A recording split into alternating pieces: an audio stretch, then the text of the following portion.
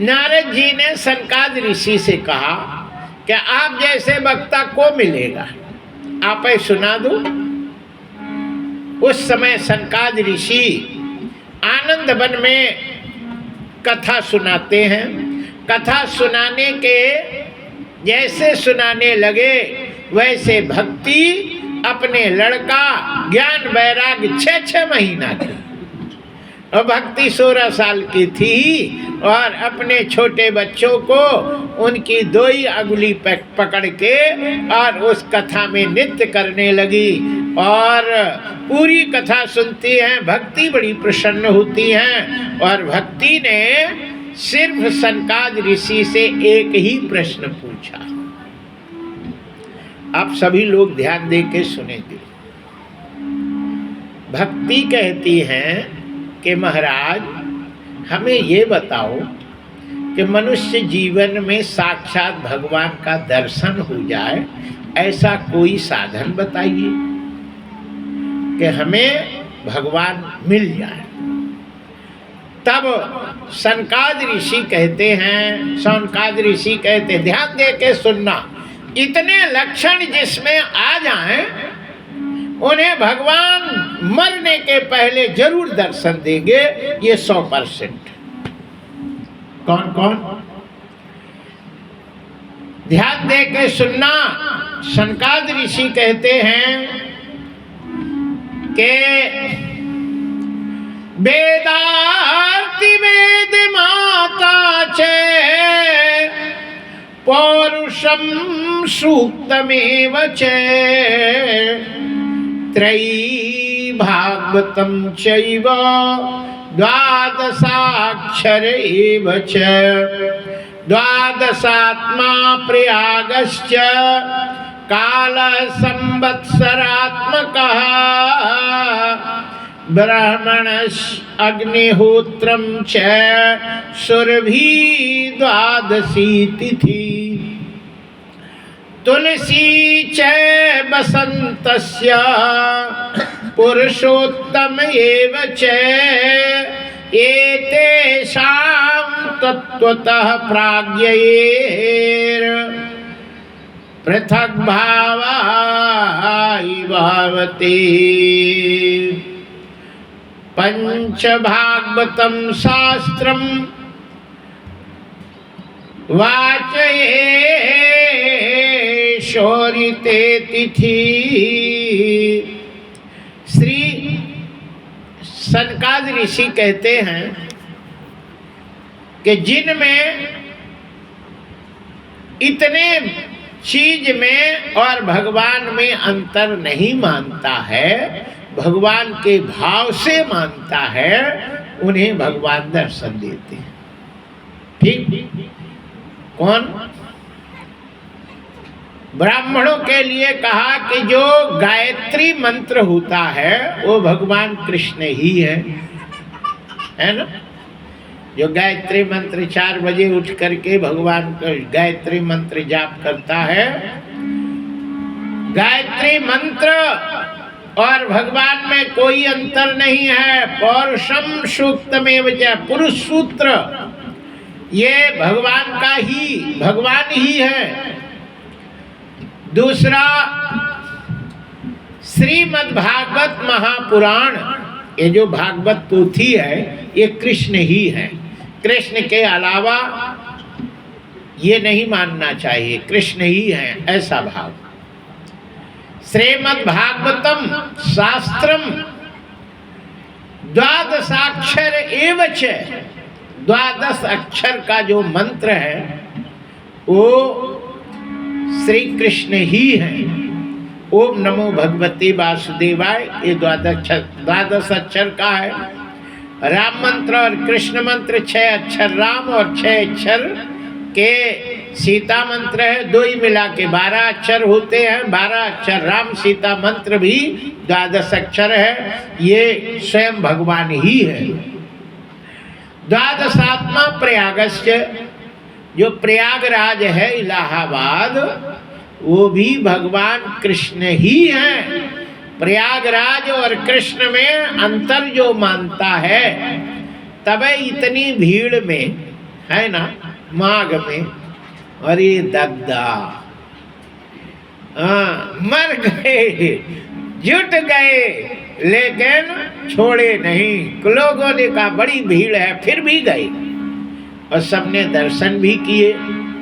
और वहाँ कुछ उपद्रवी लोग गए, उन्होंने वो उटपटांग करके, और वो गिर गया, वो गिर गया, भागो भगदड़ में कुछ लोग चले भी गए। और भीड़ भाड़ होती है तो वो तो जाता ही है ना। कोई प्रयाग में कोई ऐसा नहीं है कि जो दो चार नहीं मरे। एक बार पुल टूट गई तो गए, एक बार ये हुई, एक बार हुआ, सब होते हैं। सो वो तो सब मुक्ति धाम है उधर, है ना। कोई कैसे मुक्त हो रहा, कोई कैसे मुक्त हो रहा। इसलिए कहीं भी जावे तो जल्दीबाजी नहीं करना चाहिए, है ना। आराम से धीरे चलना चाहिए, धक्का मुक्की नहीं करो, आराम से जाओ, प्रेम से करो, लड़ो भिड़ो नहीं, धीरे धीरे जाओगे तो हो जाएगा।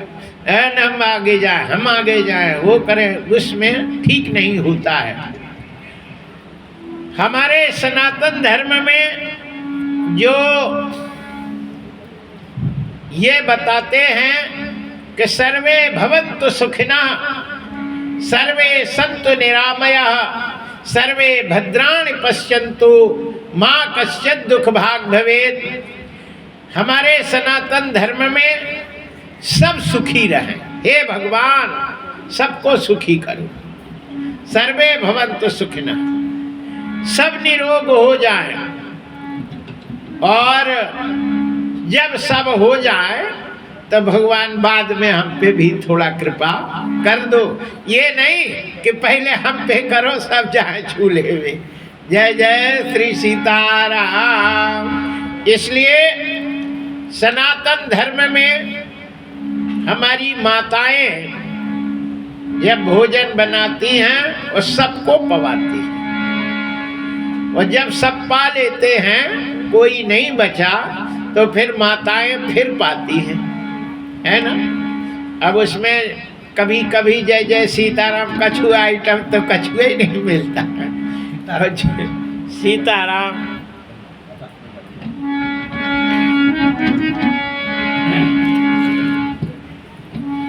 तो राधे राधे रटते रहो, सब व्याधा कट जाए।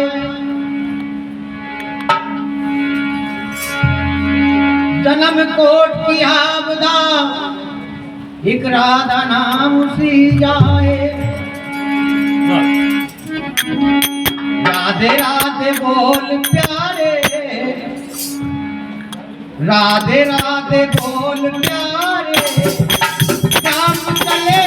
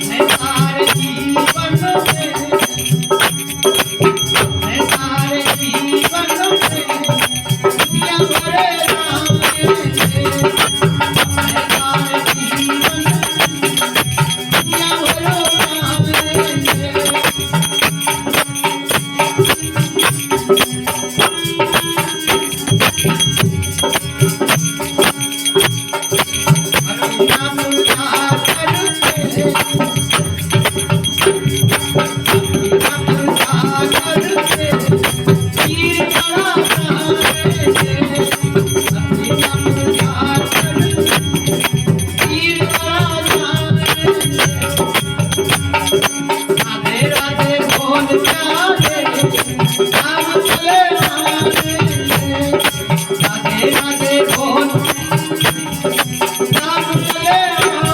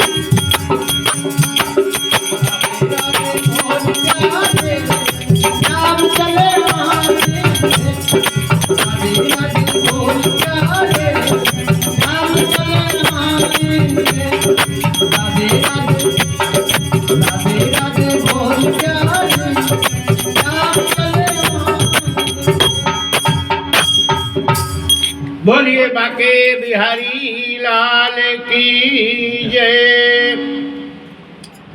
श्रीमद् भागवत महापुराण में भक्ति कहती है कि भगवान को दर्शन इसी जन्म में, मृत्यु के पहले दर्शन किस व्यक्ति को हो जाते हैं, तब सनकादिक ऋषि कहते हैं कि जो गायत्री को, पुरुष सूत्र को, भागवत महापुराण को, 12 अक्षर महामंत्र को, प्रयागराज को और ब्राह्मण को, यज्ञ हवन को, सुरभि गाय को और 12वीं तिथियों में जो 12 तिथि होती है वो स्वयं कृष्ण ही है। 12 तिथि, इसलिए 12 को भोजन नहीं करना चाहिए, है ना। एकादशी व्रत जो 12वीं तिथि प्रधान रहते हैं वही, है ना। इसलिए 11 कभी कभी 2 होती। तो जो दूसरे दिन की व्रत रहते हैं, जो उसे वैष्णव एकादशी कहते हैं, जो वैष्णव होते हैं, जो कृष्ण को मानते हैं, वो दूसरे दिन 12वीं व्रत रहते। एकादशी थोड़ी रहती, 12वीं पूरी रहती है और 12वीं के लास्ट में चौथे चरण में भी पारण करते हैं।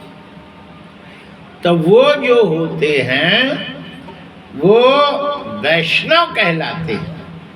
राजा अम्बरीश 12वीं प्रधान एकादशी रहते हैं, 12वीं को अन्न नहीं पाते। और जो 13वीं व्रत रहते हैं और 12वीं भी रहते, एकादशी भी रहते, तो अब यदि 13 में पारण कर लेंगे, भोजन करेंगे, तो 13 व्रत कैसे रहेंगे। इसलिए 12वीं के अंतिम चरण में, चौथे चरण में 13 लगने के पहले पारण कर लेते। कछु माताओं को ये शंका रहती, 13 लग जाएगी फिर हम कैसे पारण करेंगे। तो तुम 13 व्रत यदि नहीं करती तो तुम्हें 13 में पाने का पा सकते हो, है ना। लेकिन जो 13 व्रत रहते हैं उनके लिए 12वीं के लास्ट में पारण करना चाहिए, ऐसा विधान है। तो कहते हैं 12वीं तिथि भगवान श्री कृष्ण ही हैं और गौ माता भगवान ही हैं। इसलिए गाय माता को जूठा कभी नहीं खिलाना चाहिए, है ना। कछु हैं, कछु नहीं खाबा तो गाय को डाल देते, लो धर दिया। गौ माता भगवान कृष्ण ही हैं। जैसे भगवान को जूठा नहीं खिलाते, वैसे गाय को भी जूठा नहीं खिलाना चाहिए। भोजन के सबसे पहले जो है गाय को देना चाहिए। कछु कछु को भ्रांति रहती है, जब रोटी बनाते हैं वो बोले पहली रोटी गाय की होती है। ऐसा नहीं है। भोजन करने की पहली रोटी गाय की मानी जाती है। जब भोजन करो तो पहली रोटी भगवान को दे देना, गाय को दे देना चाहिए। खाने के पहले भगवान, इसलिए पहली रोटी भगवान की। जय जय श्री सीताराम। तुलसी गौ माता की तो गाय माता और द्वादशी तिथि तुलसी और बसंत ऋतु और पुरुषोत्तम महीना, ये भगवान श्री कृष्ण ही हैं। पुरुषोत्तम महीना अधिक महीना जो लगता है ना, माताएं व्रत रहती हैं 1 महीना, ऐसे बसंत ऋतु भी भगवान ही है। और ये वैशाख जो महीना है ये बसंत ऋतु ही में आता है, इसलिए वैशाख भी भगवान का ही मतलब रूप है। महीना में 12 महीने में जो अगहन का महीना होता है वो भगवान श्री कृष्ण ही हैं, ऐसा मानते हैं। बोलिए बाके बिहारी लाल की जय। जो व्यक्ति भागवत का एक ही श्लोक 24 घंटा में एक बार ले लेता है, तुलसी को जल दे देता है, गऊ को रोटी दे देता है, और यहाँ इतना भी कर लेता है, उसके 7 जन्मों के 7 कोटि कृतम पापम नश्यन्ते मात्र संशय नात्र संशय। इसमें कोई संशय नहीं है, सारे पाप नष्ट हो जाते हैं और वो भगवान के धाम को चला जाता है। जय जय श्री सीताराम। श्री मद्भागवत महापुराण में यहाँ सनकादि ऋषि भक्ति से कहते हैं, तब भक्ति एक बात और पूछती। नारद जी पूछते हैं सनकादि ऋषियों से कि जो मनुष्य दुष्ट है, पापी है, दुराचारी है, दुष्ट है, वो यदि भागवत की कथा सुने तो उससे उसको क्या फायदा होता है, कुछ होता है कि नहीं। श्री सूत जी कहते हैं कि भागवत कथा में प्रसाद जो बंटता है ना, वो कथा के बीच में कभी नहीं बांटना चाहिए। कथा चल रही हो और बीच में प्रसाद बांट दे, बहुत बड़ा अपराध लगता है ना। जब कथा खत्म हो जाए, विश्राम ले ले, तभी प्रसाद बांटना चाहिए। क्योंकि कुछ लोग प्रसाद के लिए ही आते, और प्रसाद दे दिए तो चले गए, कथा को सुनेंगे। इसलिए बड़े बड़ी कथाओं में भोजन की व्यवस्था रखी जाती है। हम इंदौर में थे, राजेंद्र दास की कथा थी, और कौन मेंदोला थे वहाँ के विधायक, वो सबको भोजन बंटवाते थे। तो कहते हैं कि हम उस कथा में थे, पूरी कथा में थे, तो हम शुरू में जाते थे तो वहाँ शुरू में लोग इतने ही रहते थे जैसे आप लोग, 4, 6, 10 आदमी। कथा शुरू हुई और 1-2 घंटे कथा जब शुरू बंद होने 1 घंटा रह जाए तो फिर लोग आके बैठते इतने कि वो पंडाल भर जाती और उधर बैठी रहती, इतनी बात चकाचक। और जब कथा बंद हो तो गेट बंद हो जाए, फिर अपना भोजन हुआ, भोजन करके लोग चले जाए। हमने कहा देखो लोग खाने के लिए आते हैं, इसलिए भीड़ जुटाना हो तो भोजन भागवत के बाद भंडारा कर दो। देखो कितनी जनता आवे, रोज भंडारा, और जनता बने नहीं। जय जय सीताराम, क्योंकि लोग खाने आते हैं। इसी बहाने, खाने के बहाने, पाने के बहाने लोग कम से कम कछु तो कथा सुन ले, है ना। तो कुछ लोग तो कथा सुनने नहीं आते, भोजन करने आते हैं, प्रसाद लेने आते। तो कम से कम जो आएंगे बैठेंगे तबे तो प्रसाद मिलेगा। तो इसी बहाने कथा यदि सुन लेते हैं तो उनका कल्याण हो जाता है। तो कहते हैं कि ए मानवः पाप कृतस्य सर्वदा सदा दुराचार रतः विमार्गा। ये दंभिना, जो दंभी है, पाप करता है, दुराचार में रहता है, यदि किसी कारणवश श्रीमद् भागवत की कथा का अक्षर कान में उसके पहुंच जाए तो सुश्रुष्य भी तत्क्षणात्, सुनते ही तत्क्षण उसके सारे पाप चले जाते हैं और वो वैकुंठ का अधिकारी हो जाता है। संसार में कहते हैं कि महापाप केवल 5 ही होते। पाप तो जानी कितने होते हैं, करोड़ों पाप, लेकिन महापाप की सीमा है, केवल 5 ही महापाप होते हैं।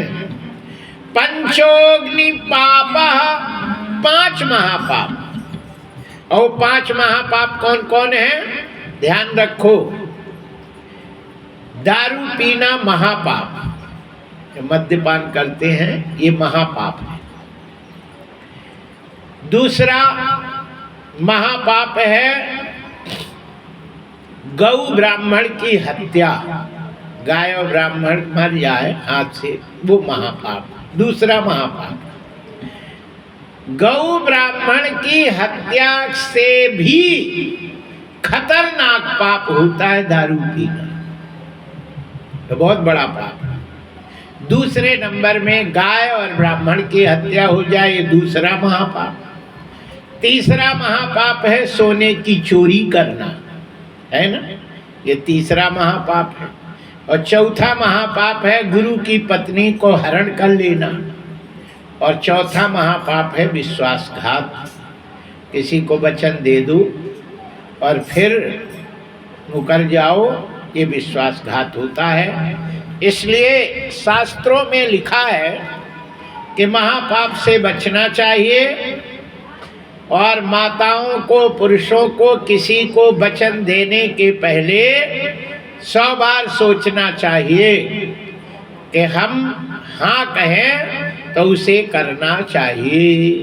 जय जय श्री सीताराम और कह के और फिर जय जय श्री राम, ये महापाप है, ये भुगतना पड़ता है ना। इसलिए किसी को कहो नहीं, और जो कह दो तो फिर चाहे कछु हो जाए उसको करना चाहिए। 5 महापाप यदि लगे हों और श्रीमद् भागवत की कथा सुन ले तो वो 5 महापाप खत्म हो जाते और भगवान के धाम को जाता है। और ऐसा कोई महापाप किया हो जो भागवत की कथा से मुक्त हो गया हो, तो कहते हैं कि एक पंडित जी थे, तुंगभद्रा नदी के किनारे अनुपम नगर बसा था। उस नगर के सभी लोग बड़े अच्छे थे, संस्कारी थे, और उस गांव के जो पंडित जी थे, पुजारी जी थे, और वहाँ के जजमान थे, मतलब पुरोहित, वो थे आत्मदेव। और आत्मदेव जो थे वो बड़े अच्छे थे, द्वितीय भास्कर, दूसरे सूर्य के समान थे। उनकी पत्नी का नाम था धुंधुली, जो बहुत अच्छी थी, लेकिन उनमें कुछ कमी थी, है ना। कमी क्या थी, लोक वार्ता रता क्रूर, है ना। घर गृहस्थी के बात करना, इसे लोक वार्ता करते हैं। लोक वार्ता रता क्रूर, क्रूर स्वभाव की और अपनी बात को मानने वाली, मनवाने वाली, कह दी तो उसे सम्मानो, और झूठ बोलती थी और दान कभी नहीं करती थी, है ना। दान ना करना ये सबसे बड़ा अपराध है, अवगुण है, और दान करना ये बहुत बड़ा गुण होता है। इसलिए झूठ नहीं बोलना चाहिए, झूठ बोलना भी बड़ा भारी अवगुण है। तो वो झूठ बोलती थी, दान कभी नहीं करती थी, दया उसमें थी नहीं, और सफाई वगैरह तो खूब अच्छी करती थी। ये सारे गुण थे, उसके कोई संतान नहीं हुई। पंडित जी बड़े दुखी हो गए, और संतान ना होने के अब होगा, है ना। तो 50 साल तक तो लोग सोचते हैं कि अब होगा, अब 50 साल के बाद फिर क्या होगा। जय जय सीताराम। 50 साल हो गए और पंडित जी ने कहा अब तो जय जय सीताराम है, चलो तपस्या किया जाए। तपस्या करने के लिए जाते हैं। अन्न जल, अब तप का मतलब है तपाना, पानी, प्यास लगे पानी न पीना, नींद लगे सोवे नहीं, भूख लगे पावे नहीं, यही तो तप है। जो शरीर मांगे उसे नहीं देना, ये तप है। यहाँ कहते हैं कि पंडित जी बैठे थे, तभी एक महात्मा जी आ गए। उन्होंने पंडित जी को देखा और बोले, वाह ब्राह्मण देवता, तुम यहाँ बैठे हो, काहे परेशान हो हैं? इस धूप में, जेठ के महीना में धूप में कोई पथरा में बैठे, फिर देखो काम करे तो कोई बात नहीं, और ऐसे बैठे तो नहीं बैठ सकता, बहुत खतरनाक काम है। बैठे हुए देख करके, काहे बैठे हो? बोले पुत्र नहीं हो रहा है, हमारा संतान नहीं है। पंडित जी महात्मा ने कहा संतान नहीं है तो तुम दूसरी पत्नी कर लो, हो जाएगा। बोले हमारे दोष हम में है, पत्नी में नहीं है। अरे ठीक है, पत्नी में दोष हो तो दूसरी शादी कर लो, लेकिन खुद में दोष हो तो क्या करें, इसका उपाय बताओ। बोले कि तुम्हारे में दोष है, इसका क्या प्रमाण है? बोले कि मैं जो गाय पालता हूँ वो बांझ हो जाती, जो पेड़ लगाता हूँ वो फल नहीं देता, और जो खेत में बीज बोऊं गेहूँ तो जहाँ तक हम बोए वहाँ पे उसके फल नहीं होंगे, बाकी सब में। और घर खेत दुकान से फल ले आए और धो करके धर दें कि अब पाएंगे काट के, तो उसमें कीड़े बुलुल पड़ जाते। मम जो मत ग्रही आता, जो फल में घर ले आता वो शीघ्र नष्ट हो जाता, सड़ जाता। इसलिए मैं ये सोचता हूँ कि मेरे में दोष है, इसलिए मैं अपने दोष दूर करने के लिए आया हूँ। अब आप ही अच्छे से देखिए। तब महात्मा जी ने कहा खोपड़ी बता, तो खोपड़ी देखा। 7 जन्म कृतम, 7 जन्मों तक तेरे पुत्रो नैवच, तेरे कोई संतान 7 जन्मों तक नहीं है। ठीक कहता है, इसलिए तू घर चला जा, और घर नहीं जा तो मेरा चेला बन जा, साधु बन जा, महात्मा बन जा, और महात्माओं के पूरे संसार ही संतान होती है और तुझे सुख मिलेगा। जय जय श्री सीताराम। इतनी बात सुन के श्री पंडित जी कहते हैं कि महाराज हमें वो शिक्षा न दो बाबा बनने की। बाबा में कौन सुख मिलता है, बैठे रहे, जब कोई दे दे तो पाए, और नहीं बनाओ तो पाओ नहीं। जय जय सीताराम। और घर में तो बना बनाया मिलता है ना।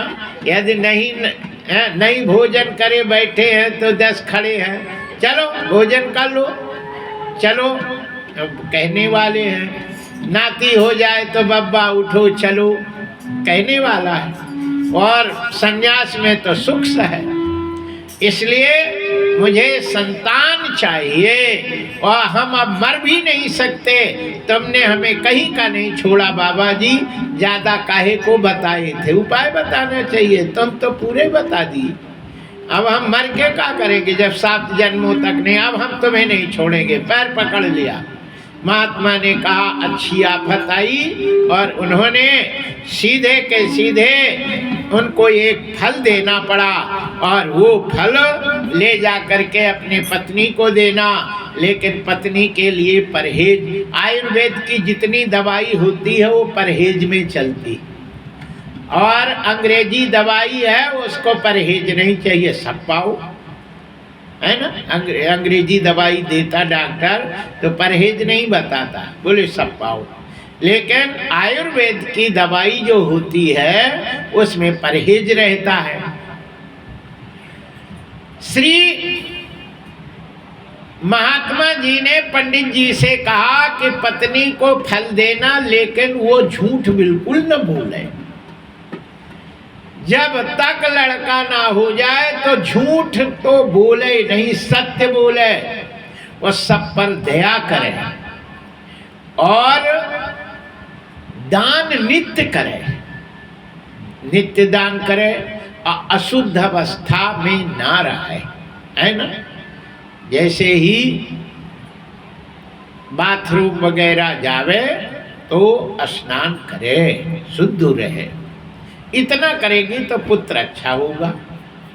फल ला करके पत्नी को दिए, पत्नी को परहेज बताया, और पहले सुन के तो मुस्कुराई, लेकिन मन ही मन रोने लगी। पति चले गए, बोले ओ दादा ये काम तो हमने कभी किए ही नहीं, करे होते तो कहीं कर सकते, हमने जिंदगी में सत्य बोले ही नहीं, झूठे से पूरी जिंदगी चल रही, दान कभी किए नहीं, अब दान कैसे करेंगे। और हम तो स्नान तो अपन ठंडन में तो कहो सीता ही राम है, कोई हम तो नहीं करते। जय जय श्री सीताराम।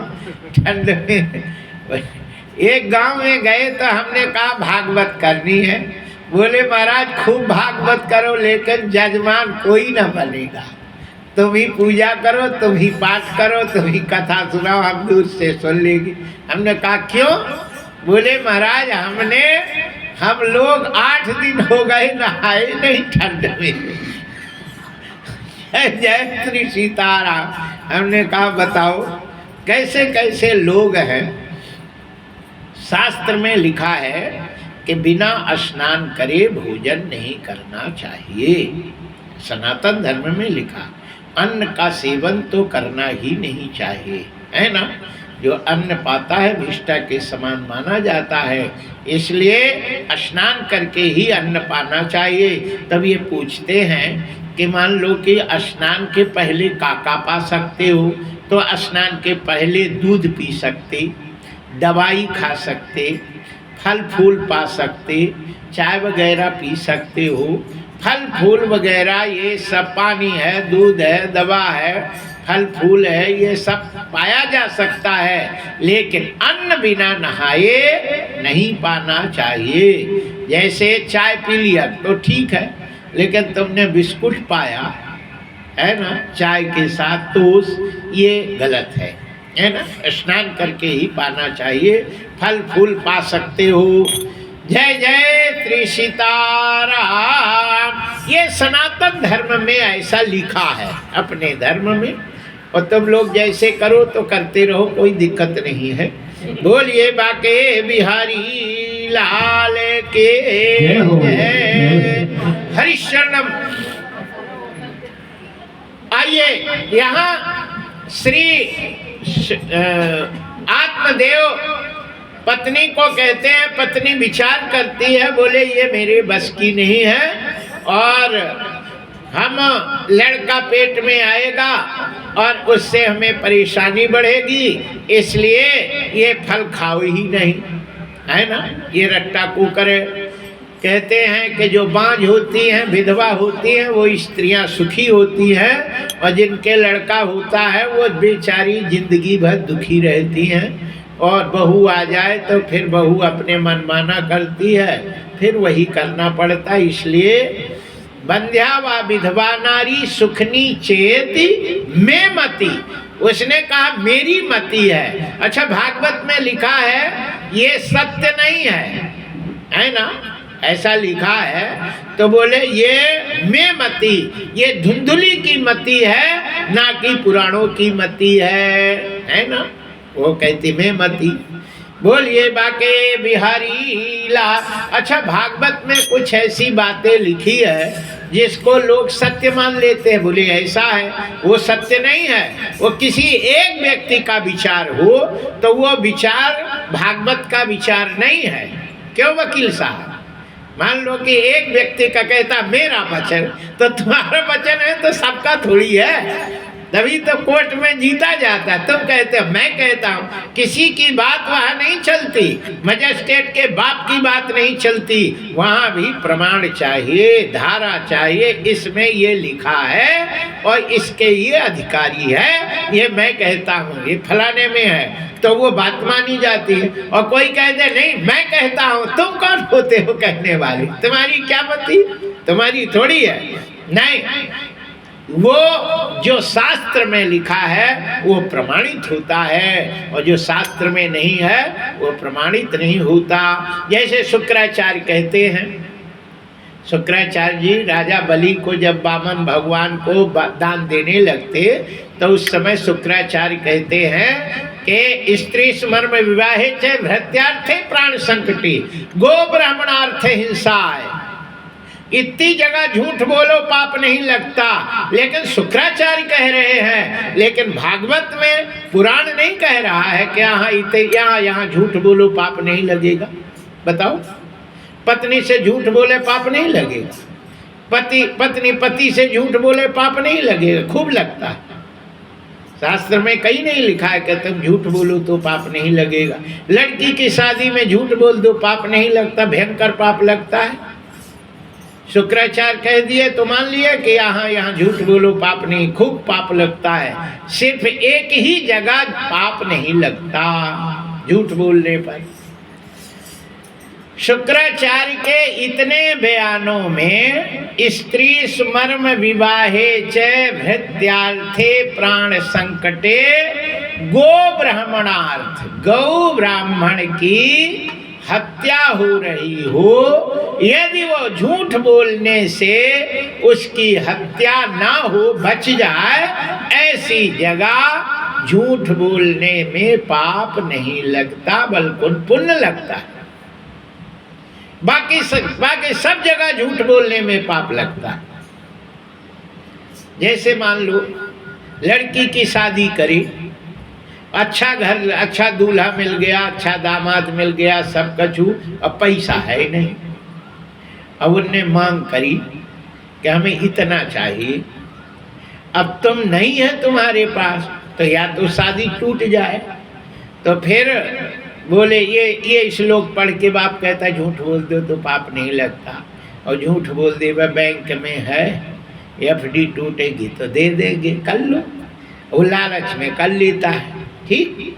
फिर जब शादी हो गई, लड़की चली गई, और फिर वो कहेगा कि जाओ बाप से मांग लिया, उनने कहा था, वो है ही नहीं, झूठ बोल के किया। सब बोले है ही नहीं। तब वो जिंदगी भर उस लड़की को दबाता है और अपने सामने उल्टा सीधा बाप को बोलता है। तो जो लड़कियां इतनी होती हैं कि बाप की निंदा नहीं सह सकती, प्राण तो दे सकती हैं, और फिर वो आत्महत्या करती है। और यदि वो लड़की आत्महत्या करती है तो उसका हत्या का दोषी उसका बाप होता है, कोई नहीं होता।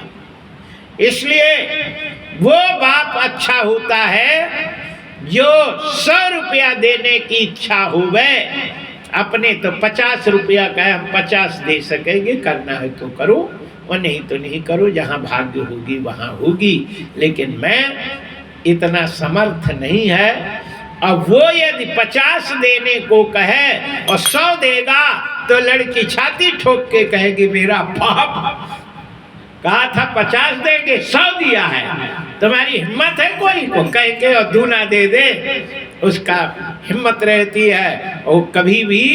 इसलिए हम कहते हैं कि लड़की की शादी में एक भी झूठ नहीं बोलना चाहिए कि नहीं, नहीं पाप नहीं लगता, ऐसा नहीं, भयंकर पाप लगता है, याद रखो। जय जय श्री सीताराम, जय हो। हरिशरणम। यहाँ कहते हैं कि धुंधली कहती है कि बाँझ एवं विधवा स्त्री सुखी होती है, ऐसा मेरा मत है, मेरा मत है, ना कि भागवत का मत है, शास्त्र का मत नहीं है। वो धुंधली स्वयं कहती मेरा मत है और उसका मत शास्त्र का मत नहीं हो सकता। जय जय श्री सीताराम। जैसे भागवत है, शास्त्र में 2 पात्र होते हैं, एक दुष्ट होता है, खलनायक होता है, असुर होता है, एक देव प्रवृत्त होते।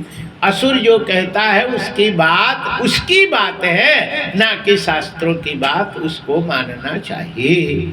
जय जय श्री सीताराम।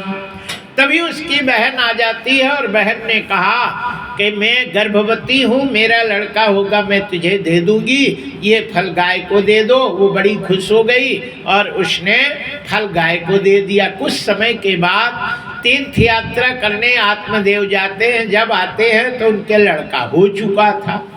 उन्होंने कहा कि ये तो अब फल खाए तेरे 7 महीना भाई, वही लड़का कैसे हो गया? तो कहती है कि ये महात्मा का फल है, वो महात्मा का तुरंत तो हो जाए। जय जय। वो 2-3 उदाहरण कुंती और आज का देती है और उसको मान लेते हैं। जय जय श्री सीताराम। आइए, जैसे ही वो लड़का हुआ उसका नाम धुंधली, माँ का नाम था, लड़के का नाम धुंधकारी रख दिया गया। लेकिन कुछ समय के बाद गाय के भी लड़का हुआ, जो कि जिसका कान गऊ के समान था, इसलिए उनका नाम गोकर्ण रखा। गोकर्ण पंडितो ज्ञानी धुंधकारी महाखला। धुंधकारी बड़ा दुष्ट था और समय आया उसने बाप को भी मारा और माँ को भी मारा, है ना, और पैसे की याचना की। बाप ने गोकर्ण जी के पास जाते हैं और गोकर्ण जी से कहते हैं तो महात्मा सही कह रहे थे, संसार में कोई किसी का नहीं होता है ना। लोग मरते हैं कि मेरा मोड़ा, मेरा मोड़ा, मेरा बहू, मेरी सब बेकार है। सिर्फ भगवान का जो भरोसा करता है वही सुखी रहता है, और संसार का भरोसा करने वाला कभी ना सुखी हुआ है और ना कभी सुखी होगा। जय जय श्री सीताराम। कहते हैं कि गोकर्ण कहते हैं देहांश मांस रुधिरे, ऐ पिताजी ये शरीर मांस का बना हुआ है, हड्डी इसमें ढांचा है और इसमें कुछ भी नहीं है। देहांश मांस रुधिरे भीमति त्यजत्यम जाया सुतादिषु सदा ममता विमुच्य पश्यामि संजगदितं क्षणभङ्गुनिष्ठं वैराग्य राग रसिको भव भक्ति निष्ठा। इस संसार में शरीर हड्डी है और हड्डी का ढांचा बना है, उसमें मांस लगा है, खून भरा है और पानी भरा है, गंदगी का खजाना है। ऊपर से चमड़ा लगा के और बढ़िया चिकना चादर दिखता है, बाकी शरीर में कुछ भी ठीक नहीं है ना। और जाया सुतादि पत्नी है, पुत्र हैं, ये सब है ना स्वार्थी है कि नहीं। अच्छा नोट ले आवे खूब खुश, नहीं है तो जय जय सीताराम, सब सीताराम। कहते हैं कि जाया सुता दिशु सदा, ये सब सीताराम है। शरीर क्षण भंगुर है, कब छूट जाए कोई ठिकाना नहीं।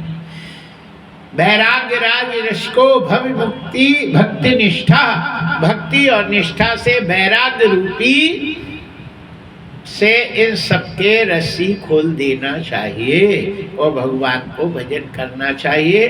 ये सब भगवान का है, अपना कोई नहीं है, सब भगवान के हैं। संसार में रहो लेकिन पद्म पत्रम विभाम्बसी, जैसे कमल का पत्ता ताला में रहता है, पानी में रहता है, लेकिन पानी उसके आने पर पानी उस पत्ते को गीला नहीं करता। क्या करता है? क्यों वकील साहब?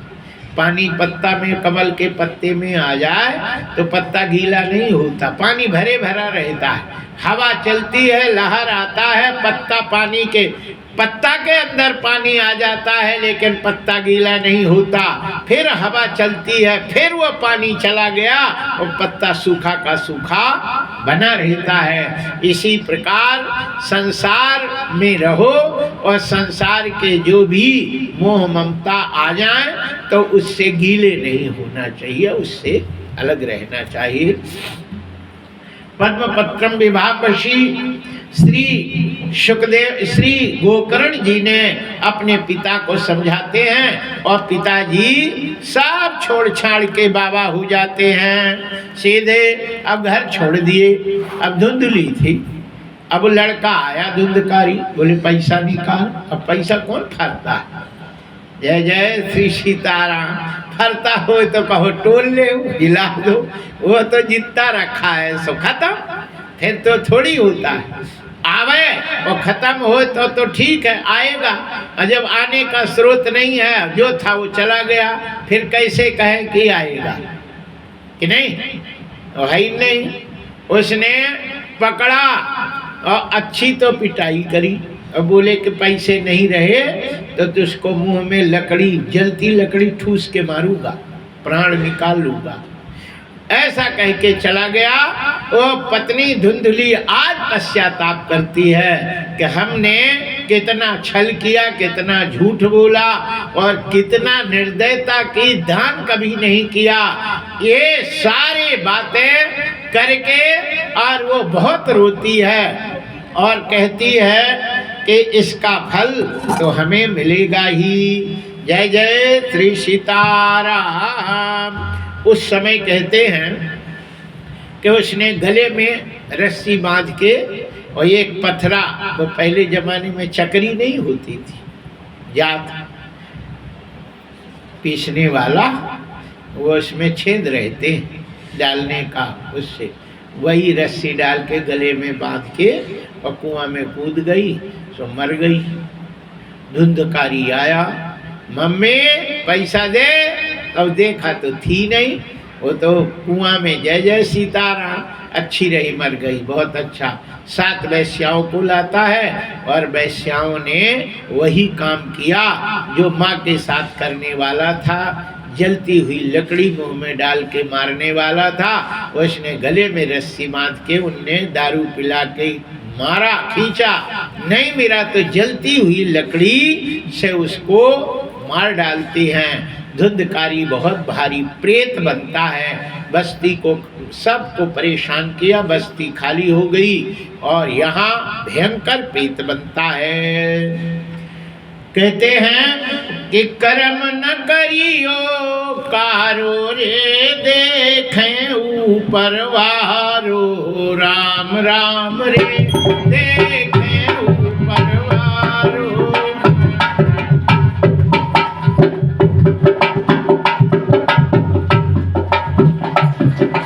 कर्म न करियो कारो रे, देखें ऊपर वारो, राम राम रे, देखें ऊपर वारो।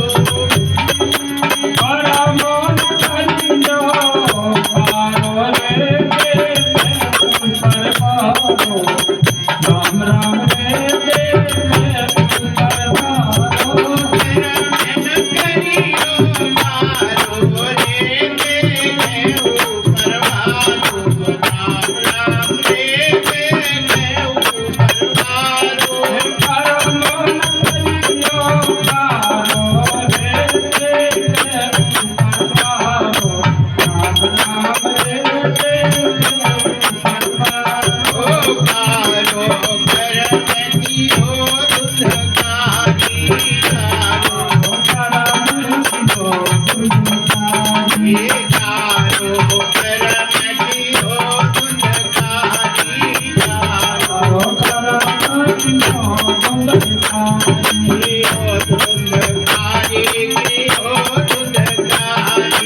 यो दुनु पारी यो दुनु पारी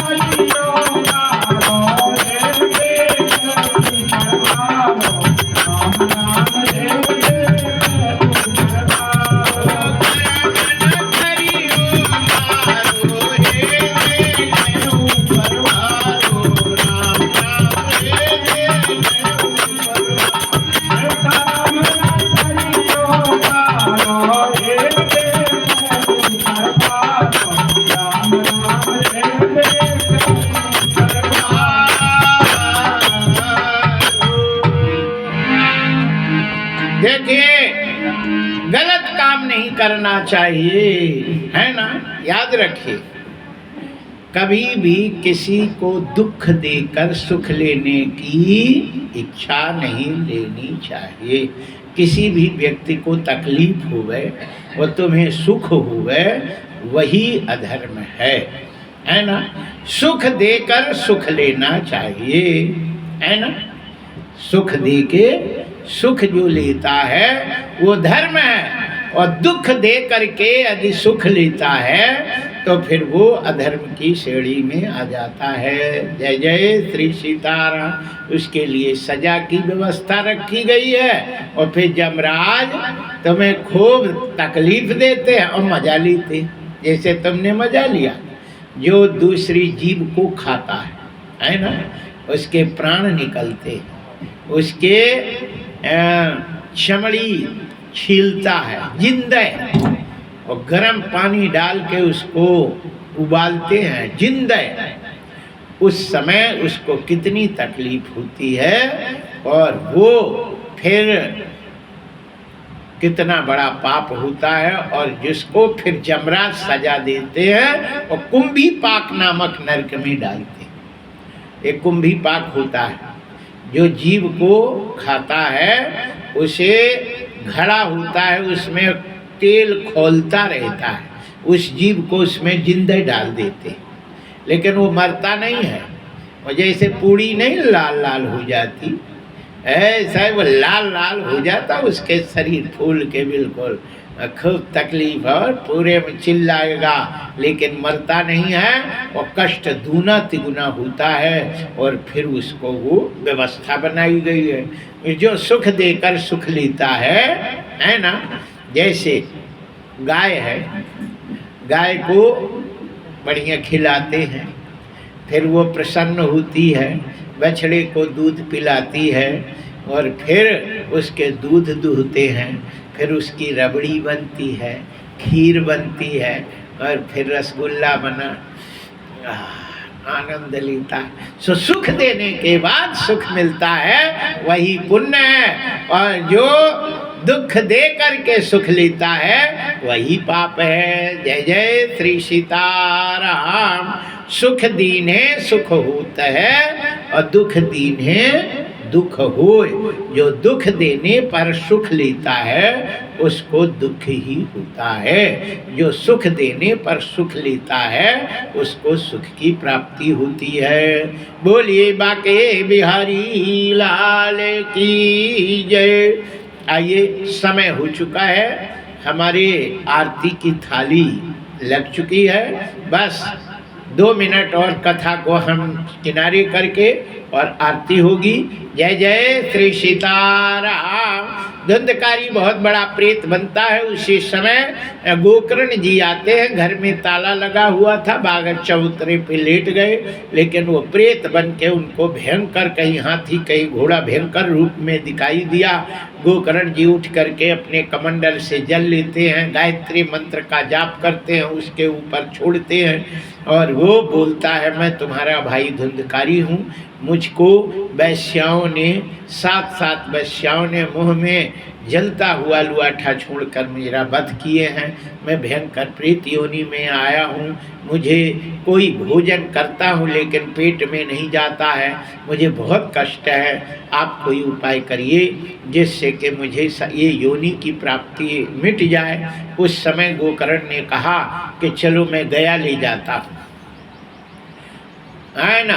पितरों को गया ले गए, गया नहीं ले जाते, जो भी है बोले गया में मुक्ति होगी, गया ले गए, और बद्री नारायण ले गए, ब्रह्म कपाल, सबसे बाद में ब्रह्म कपाल में पिंडदान होता है। बद्री नारायण में ब्रह्म कपाल है, जहाँ ब्रह्मा का एक सिर वहाँ पे गिरा था। शंकर जी ने ब्रह्मा का एक सिर काट दिया, 5 सिर थे ब्रह्मा के, तो एक शिव जी ने काट दिया, 4 बचे, है ना।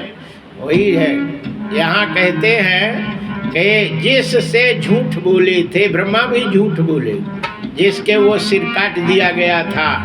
तो यहाँ कहते हैं कि उस समय ब्रह्म कपाल में सब जगह तीर्थ यात्रा करके पिंडदान और धुंधकारी के नाम का करके जब लौटे, तो जब लौटे तो प्रेत बोले कौन? बोले धुंधकारी। बोले यहाँ गया में नहीं गया। बोले तुम 1000 बार गया ले जाओ तो भी उससे हमें कोई फायदा नहीं होगा, तो क्या करें? बोले कोई दूसरा उपाय करो। अब बोले दूसरा उपाय क्या है? बोले कि इनको तारने के लिए क्या करें? सब बोले गया ले जाओ, सब लोग गया ले जाओ। बोले ले गए, वो कहता 1000 बार गया करो तो भी हमें फायदा नहीं होगा, क्या करें? गोकर्ण जी की बुद्धि फेल हो गई। उन्होंने कहा कि अब तो सूर्य भगवान से पूछना पड़ेगा। इस संसार में ज्ञान सबसे बड़ा ज्ञानी क्यों है? शेष, महेश और दिनेश, है ना। ये तो ये ज्ञान है इनमें। सूर्य भगवान को उन्होंने रोका, और जैसे सूर्य भगवान आए, क्या क्या बात है? बोले धुंधकारी कैसे तरेगा? तब सूर्य भगवान ने कहा कि श्रीमद् भागवती वार्ता प्रेत पीड़ा निवारण, प्रेत की पीड़ा को नष्ट करने के लिए संसार में सिर्फ एक ही साधन है, वो है श्रीमद् भागवत महापुराण। जय जय श्री सीताराम। पहले यहाँ भागवत का प्रवचन ही होना था, है ना, लेकिन वकील साहब ने कहा कि 2 ही काम होना चाहिए, मूल पाठ भी हो जाए और प्रवचन भी हो जाए। मूल पाठ का अलग महत्व होता है। जो देववाणी है उससे देवताओं का कल्याण, पितरों का कल्याण होता है ना। मूल पाठ से तुलना यदि अन्य भागवत से किया जाए तो वो फिर बेकार है ना। मूल पाठ का जो काम है वो अलग होता है, उसका विधि से होता है। और जो चांदला माता में, क्यों चांदला माता में तो जय जय सीताराम, वहाँ तो जय श्री सीताराम, वहाँ तो 500 रुपया विदाई मिली थी। अब कोई कहे कि चांदला माता की तुलना और कहीं दूसरी जगह करे, वो तो देव स्थान है, हो रही है, हमारी संख्या पूरी हो रही, प्रवचन हो रहा है। लेकिन जहाँ मूल पाठ होता है, जहाँ होता है वहाँ पे सब काम अच्छे से होते हैं और नियम से करना चाहिए। जय जय श्री सीताराम, बोलिए बाके बिहारी लाल की जय हो, जय कृष्ण भगवान की जय हो। सावधान तो थे। जय जय श्री सीताराम, हरिशरणम। आइए, श्रीमद् भागवती वार्ता प्रेत पीड़ा निवारण, है ना। सभी का पीड़ा निवारण होता है। इस पुराण को बड़े विधि से, प्रेम से करना चाहिए, ठीक है ना। हम कहते हैं एक जगह हम छोटे थे, अपनी कथा बताते, छोटे थे, हमें पूजा कराना नहीं आता था। हमारे नाना थे, वो पंडिताई करते थे, लेकिन थोड़े बहुत हमें मालूम था। एक बहुत बड़े शास्त्री थे, वो यज्ञ अनुष्ठान करते बहुत आए, और नाना मेरे थे नहीं, बोले हमें सत्यनारायण की कथा सुननी है और पंडित कोई है नहीं, बोले ये है, बोले यही कथा सुना देंगी। अब हम गए, तो हम तो कुछ जानते ही नहीं थे, हमने ऐसे जैसे कहे वैसे उनने किया, अपने मन से कुछ नहीं। हमने कहा ऐसा कर दो, वैसे सब किया, पूजा किए, जैसे हमें तो कछु आता नहीं, जैसे कहे वैसे ही किया। करके जब उठे, उन्होंने पैर छुआ, दक्षिणा दिया। एक शास्त्री थे, उन्होंने कहा आप इतने बड़े ज्ञाता और आप इनके मोड़ा के कहने पर वैसा करते हो। शास्त्री ने कहा वो आचार्य है, वो जो कहेंगे वो हम करेंगे, तबे हमें फल मिलेगा। हम अपनी बुद्धि लगाएंगे तो फिर हमें फल थोड़ी मिलेगा। हम भले जानते हैं, लेकिन जिसको भी आचार्य बना ले, उसके कहने पर करे तो उसका फल मिलता है। और उन्होंने कान पकड़ा, बोले आपने अच्छा, हमें अभी जीवन में पहली बार मिला। जैसे जिसको हमने आचार्य मान लिया और जिससे हम कह रहे, अब वो जो कहे उसे आंख मूंद के करे तो फल मिले, उल्टा करे तो भी काम फल मिलेगा। और उसमें यदि तुमने आचार्य बना के फिर अपनी बुद्धि उसमें करोगे तो उसमें फिर वो आचार्य का मतलब ही नहीं रहा, फिर तो तुम्हारी उसमें चली उसका। जय जय श्री सीताराम, हरिशरणम।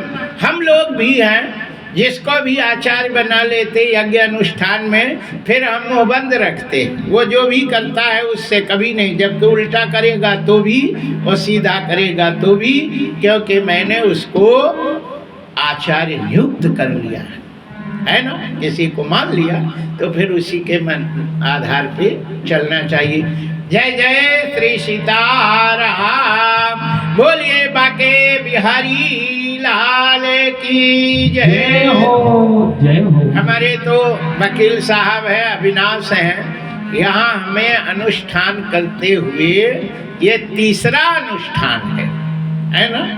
एक नहीं है कि ये पहला है।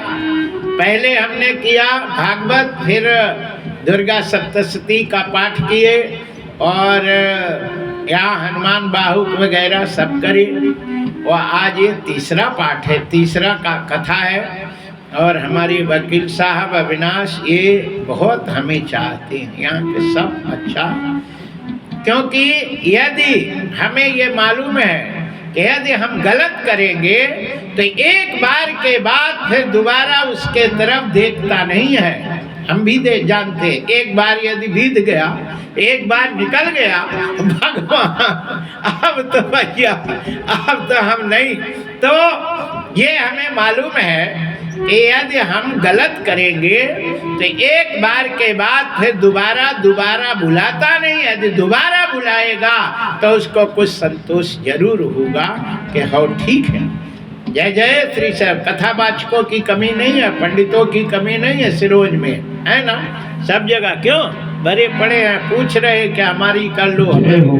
लेकिन जिसके हृदय में शांति होती है, हृदय में आस्था होती है, आदमी उसी से कराता है। जय जय श्री सीताराम। हम भोपाल जा रहे थे, एक रात के लिए हम जटाशंकर में खाली ठंड से रुके थे और एक चर्चा हुई थी। गणेश जी हैं, वो कौन है वो गणेश, उससे हुई। और फिर यहाँ ये 16वीं भागवत की कथा सरोज में ही मेरी हो रही है। जय जय श्री सीताराम। बोलिए बाके बिहारी लाल की जय हो। यहाँ हम कहते हैं कि नियम से कोई भी काम करता है तो उसका फल जरूर मिलता है, देर से मिलेगा लेकिन मिलता है। जय जय श्री सीताराम। आइए, गोकर्ण जी ने श्रीमद् भागवत की कथा धुंधकारी को सुनाई और एक बांस में उनकी स्थापना की, जो पोला था 7 गांठ का था, उसमें स्थापना करके, अब वो हवा में हिलता डुलता नहीं था, उसी में बन के पहले दिन की कथा सुनकर एक गांठ फट गई, दूसरे दिन दूसरी, तीसरे दिन तीसरी, 7वें दिन 7 गांठ फटकर और सीधे के सीधे प्रकट हो गया शंख चक्र गदा पद्म पद्म, 4 हाथ शंख चक्र गदा पद्म धारण किए हुए। सब घबरा गए, अरे ये तो भगवान आ गए, क्योंकि भगवान ही शंख चक्र गदा 4 हाथ वाले। और जब तक एक विमान आया और उस विमान में 4 हाथ वाले 2-3 उतरे और उनको चलिए साहब चलिए विराज होने चलो, और विमान में बैठाते, तब तक गोकर्ण ने कहा कि क्या रे तुम कौन हो, आई कौन है और कैसे ले जा रहे हो, हमें तो कुछ पता नहीं। तब उन्होंने कहा ये तुम्हारा भाई धुंधकारी है 4 हाथ का। बोले हाँ, सोई जाने जे देव जनाई और जानत तुम्हें हो जाई।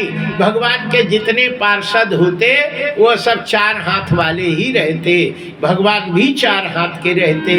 लेकिन भगवान और पार्षदों में अंतर इतना है कि भगवान के गले में कौस्तुभ मणि रहती, औरों में कौस्तुभ मणि नहीं रहती। भगवान के छाती में ब्राह्मण के चरण चिन्ह रहते, श्री वत्स चिन्ह जिसे कहते हैं, वो केवल विष्णु के छाती में रहता, बाकी किसी में नहीं रहते।